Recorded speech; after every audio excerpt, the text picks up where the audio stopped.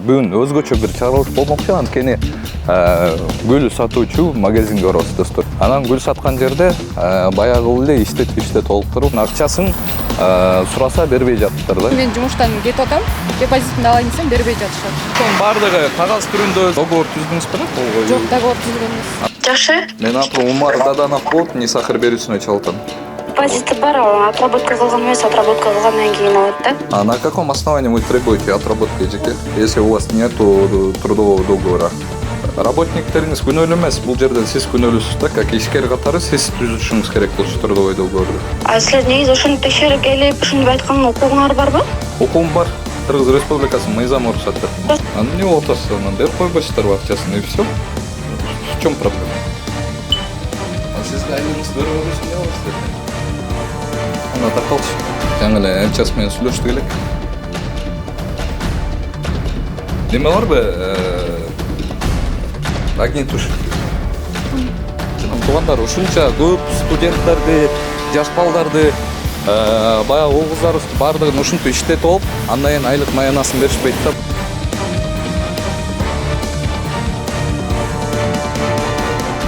Не может быть ограничен доступ журналиста к информации, представляющей общественный интерес, затрагивающей права, свободы и законные интересы граждан. Статья 4. Закон Кыргызской Республики о защите профессиональной деятельности журналиста. Ассаламу алейкум достор. Нисахыр долбоору бүгүн Бишкек шаарындабыз. Бул жерден бүгүн өзгөчө бир чыгарылыш болмокчу, анткени гүл сатуучу магазинге барабыз достор, дүкөнгө. Анан гүл саткан жерде баягы эле иштет толуктуруп, ошол жердеги жаңа реализатор деп коебуз го, иштет болуп туруп, анан акчасын бербей жатыптыр. Баягы иштеген акчасын сураса бербей жатыптыр да. Эмнеге десе, мен сага деген эртең берем, бир сууну берем деп, баягы завтраками кормит дейт да. Азыр барып сиздерге ошону чагылдырып беребиз. Так, достор, бул жактан Бегимай айымга келдик. Ушул жерде иштегенсиздер, канча убакыт иштедиңиздер эле? 1,5 ай иштедим. 1,5 ай, Башында киргенде депозит деп сураган. Депозит 5000 сом деп. Депозитке берген 5000 сом иштеп, 2 жума иштеп, депозитин берген. Анан мен жумуштан кетип атам, депозитимди алайын десем бербей жатышат. Жок, ошондо сиздер мындай болуп калат экен, жумушка кирердин алдын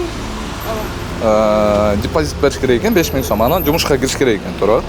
Анан сиз депозитке 5000 сом акчаны бербей туруп 2 жума иштеп бердиңиз, бекер иштеп бердиңиз. Ошондо депозит буларда калып калган. Анан азыр жумуштан чыгып атсаңыз, ошол акчаны бербейм деп атат. 2 жумадан 5000 сом берет бекен, Бул жакта оклад 500 сом болчу, мен кирип аткандачы. 5% продажа болчу да. Анан көп деле продажа болбой, аз эле алып аткам да. Ошол, например, продажада 5% болсо, ошонун баардыгы кагаз түрүндө сиз паспортуңузду берип, анан договор түздүңүз беле? Жок, договор түзүлгөн эмес. Андай вообще эч нерсе болгон эмес. Значит, бул деген мындай да. Өзүлөрү каалаган эле нерсени оюнан чыгарып алып эле ошентип кое беришет да. Анан себеби эмне дейт, бербейм деп акчасын? Депозиттин себеби деген, депозитти бербейм деди да, мен жумуштан кетем десем жөн эле бербейм дейт. Себебин билбейм да менчи. 2 жума күтө туруңуз дейт. Мен 2 жума күтө албайм, азыр бериң десем бербейм. Все хорошо. Жүрүңүз. Азыр жумушта экин? Азыр жумуштамын деген, мен чалып жүрүштүм жакын чачта. Бул жерде, Андай берме. Ошончо убакыт иштеп туруп анан бербейм деп атканын билбейм. Достор, цветочный экипаж сейчас. Канас, жақсы ба? Жоқ. Гүл алған келді келеді. Сіз бе хозяйка? Жоқ. Жақсы иштейм. Хозяйка қақта? Чылайм ба? Чалыңыз. Урматтуу көрүүчү, эгерде сиз Москвадан мекенибизге жүк ташууну каалап жатсаңыз, менден сизге жакшы сунуш. Заирбек Маматкаримов жана анын командасы бул тармакта 10 жылдан ашык элдин аманатын жеткирүү менен алектенишет. Сиздин жүгүңүздү Москванын кайсыл жеринен болсо да алып кетип, ошол эле жүктү мекенибиздин 7 областына жеткирип беришет. Москвадагы Дареги, Перовская шоссе 9, строение 7. Бишкек шаарындагы Дареги, профсоюзный 38/2. Байланыш үчүн +7 926 788 70 70. +7 929 624 63 64. Çalsanız, bana verseniz. Gir Ali.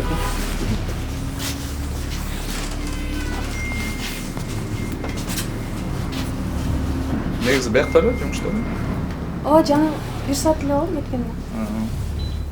Атыйын кымбат эже дейт э? Алло. Алло, саламатсызбы? Саламатчылык. Кымбат эже кандайсыз? Жакшы. Мен аты Умар Даданов болуп, Нисахыр берүүсүнө чалатам. Ага. Бул жака келгенбиз да точныйга, жок экенсиз го? Ооба, мен кетип калгам да. Биз баягы сиздин сотрудниктериңизге айлык маянасын бербей атыптырсыздар го, ошол боюнча келгенбиз да. Ким Бегимай боюнчабы? Бегимай зарплатасын алган бүт эле. Жок, 5000 сом бар турбайбы? Депозит деп алып алып. Депозиты бар, отработка кылган эмес, отработка кылгандан кийин алат да. А на каком основании вы требуете отработку эжеке, если у вас нету трудового договора? Силер канча убакыт болосуңар? Ошол жерде жооп берсеңиз, эмнеге андай кылып атасыз? Мен жолугуп эле сүйлөшөйүнчү силер менен, телефон менен сүйлөшүп албайм азыр. Качан келесиз? Мен только понедельник барам. Жолугуп сүйлөшөм деп атпайсызбы? Понедельник сүйлөшөбүзбү? Ой. Жок, эжеке, сиз деген мындай болуп атат да, бул жердечи трудовой договор жок болгондон кийин сиз депозитти деген оюңуздан чыгарып эле койгон болуп каласыз да. Депозит деген бул мыйзамда жок нерсе да, азыр сиз трудовой договор эч нерсе кылбасаңыз. 2 жума бекер иштеп бериптир сизгечи, ошондо депозитиңер деп. И после вы требуете отработку. Отработкада дагы, мисалы, отработка 14 күн отработка кылыш керек го. Билесизби? Ошол 14 күн отработканы сиз на основании трудового договора кылышыңыз керек. Ошондой кылышыңыз керек да.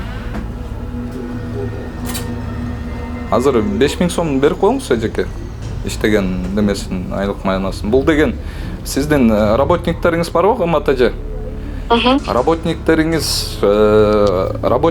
күнөөлүү эмес, бул жерден сиз күнөөлүүсүз да, как ишкер катары сиз түзүшүңүз керек бул трудовой договорду. Ооба, билем аны. Анан кайсы депозитти айтып атасыз, анан кайсы отработканы айтып атасыз? Эже? Угуп атасызбы? Кымбат эже? Угутам, ооба. 5000 сом акчасын берип коюңуз эми иштеткенден кийин. Айлык маянасын бергиле да, ал деген бул бит. Сен негизи Бегимайдын таанышы болосуңарбы, кимиси болосуңар? Кандай таанышы? Мен айтып атам, мен аты Умар Даданов дейм, Нисахыр берүүсүнө чалып атам. Ошон үчүн мен барып туруп сүйлөшпөйм, анычы мен телефондон кантип азыр чечишебиз аны? Качан келесиз? Мен только понедельник барам деген. Азыр жаңы эле кеттим, мен балдардын садиктен алганым кеттим да. Понедельникке чейин мисалы Бегимайдын өзүнүн да жумуштары бар да турабы эжеке? Ошону айтып атам. Мен да ошо жумуштарым болуп атпайбы? Анда бериңиз, айлык маянасын берип койбойсуздарбы, кымбат эже? Мен өзүм менен сүйлөшүп берсем болобу? Жок, сиз бересиздерби негизи? Ал кыз Бегимай иштеген да мендечи. Мен Бегимайдын өзүм менен чечишип берем да. Жок, ошондуктан сизге чалып атпайбызбы биз бул жерде келип? Сиздин трудовой договоруңузга эч нерсеңиз жок туруп эле, тетинтип депозит деген нерселердин баарын чыгарып алып атасыздар да. Мен буга чейин тартып эле жүрөм да, бүт жактардычы.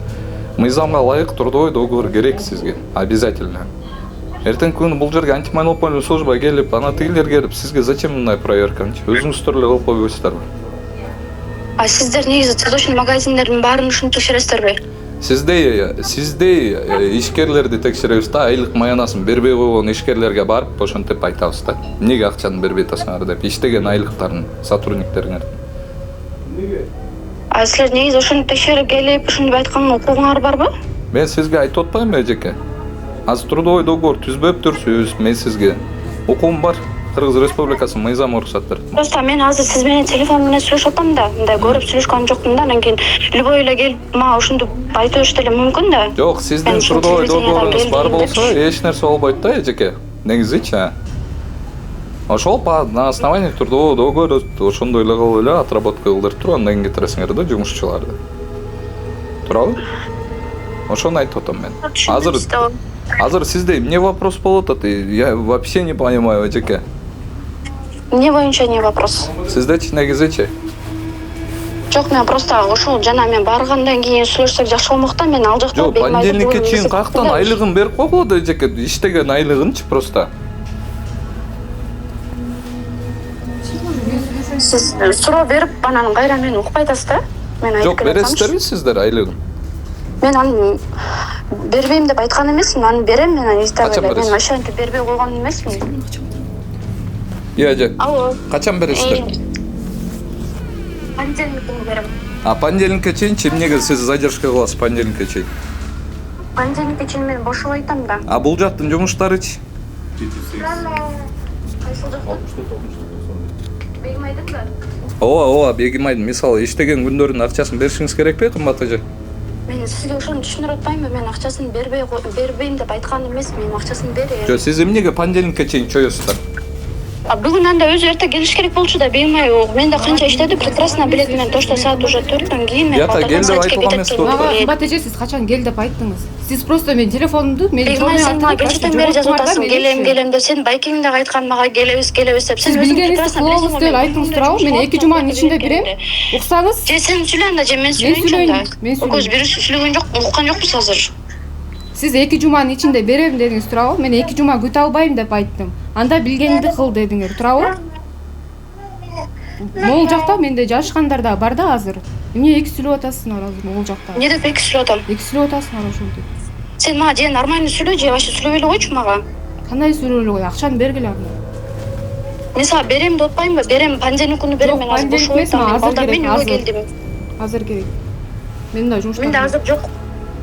Жок болсо да бересиңер. Эжеке, эмнеге жок сизде азыр? Сиз неме трудовой договоруңуз жок болсо эле ушинте бересиздерби? Жок, мен берем деп түшүндүрүп айтып атам го, мен берем. Ошо берип коюңуздар эже.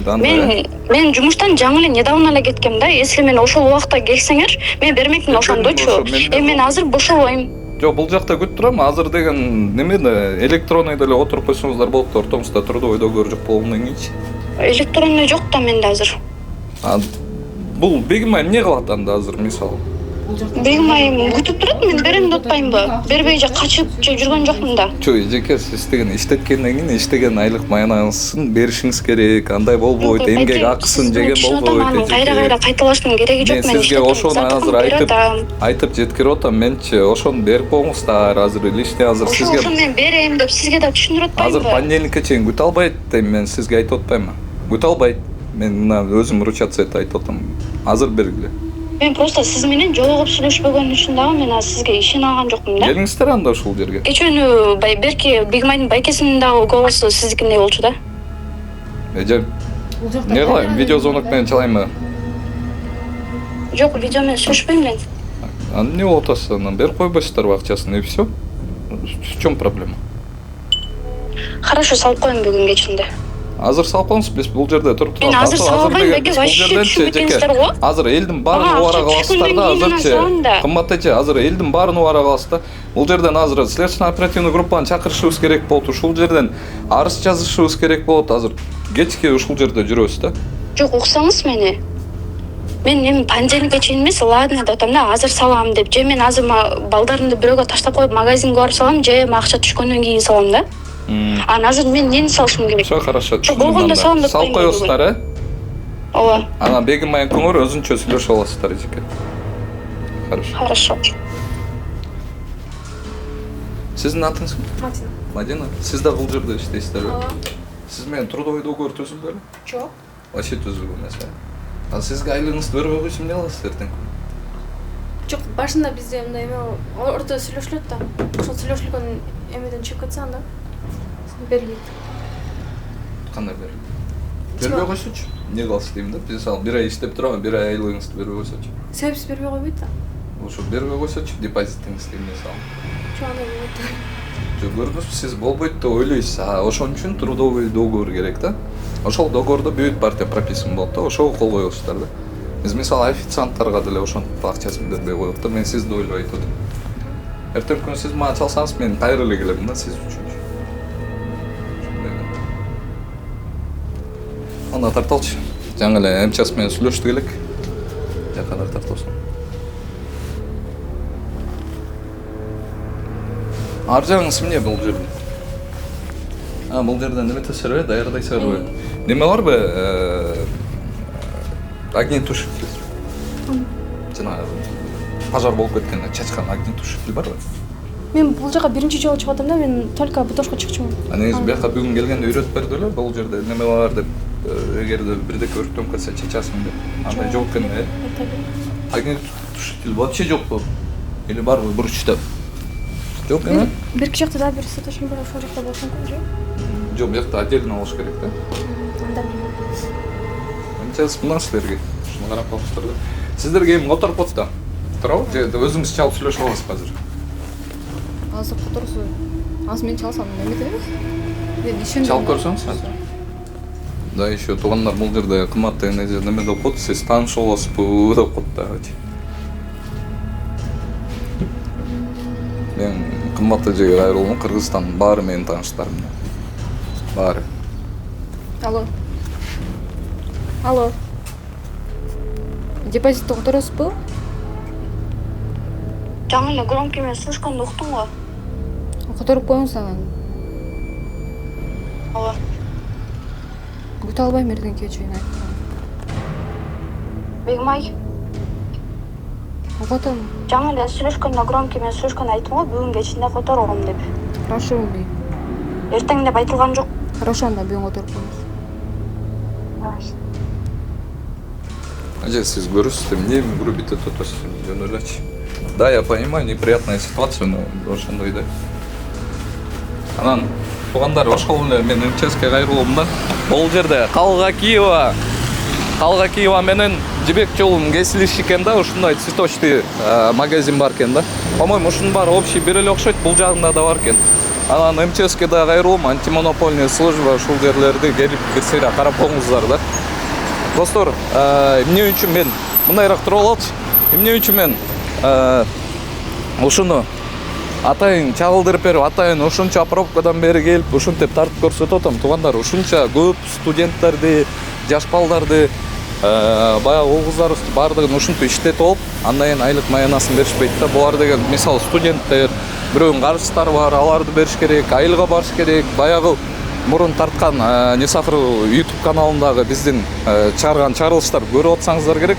Ошон үчүн атайын ушундай айлык маянаны бир сыйра көрсөтүп, башка ишкерлер да көрүп, трудовой договор түзүп, анан дагы ишке кирип аткан, жумушка кирип аткан адамдар дагы трудовой договор түзөлүк деп айтсын деп атайын ушуну чагылдырып берип атам. Мен бир окуя айтып берейин, достор. Мен мурун ошол студент кезинде бир фирмада иштегем. Азыр айтпай эле коеюн, ал фирма жолду жабылып кеттиби, ошентти. Чоң фирма болчу. Ошол жакта иштеп, анан студент кезим 20 000 сом айына айлык алчумун, 30 күн иштечи экен, баягыдай эле воскресенье выходной, суббота короткий день болчу да. Анан барып иштеп, анан 10 000 сомду штраф деп, анан калган 10 000 сомду, хотя бы 10 000 сом берилечи дедим, 10 000 сомду штраф деп салды. Анан хотя бы 10 000 сом берилечи десем, ал 10 000 сомун дагы бербей коюшкан да, туугандар.